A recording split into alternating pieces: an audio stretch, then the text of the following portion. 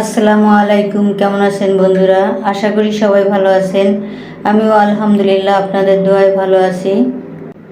রমজান চলছে আর পেঁয়াজু ছাড়া ইফতারটা জমে ওঠে না। আর পেঁয়াজু আমরা সবাই বানাইতে জানি, তো আমি কিভাবে পেঁয়াজু বানাই সেটা আপনাদের সাথে আজকে শেয়ার করব।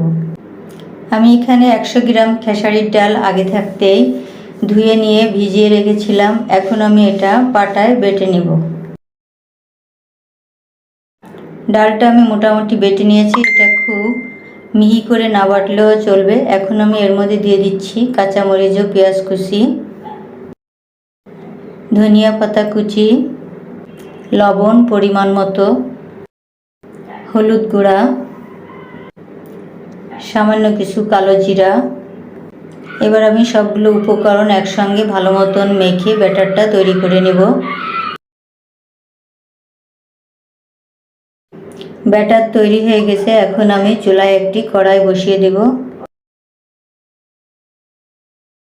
কড়াই গরম হয়ে গেছে, এখন আমি তেল দিয়ে দেব। তেল গরম হওয়া পর্যন্ত অপেক্ষা করতে হবে। তেল গরম হয়ে গেছে, এখন আমি পেঁয়াজগুলো তেলের মধ্যে ছেড়ে দেব।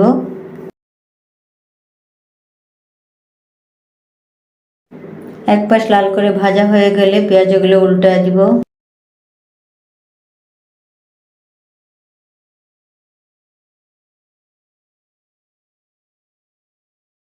পেঁয়াজু ভাজা হয়ে গেছে, এখন আমি তুলে নেব।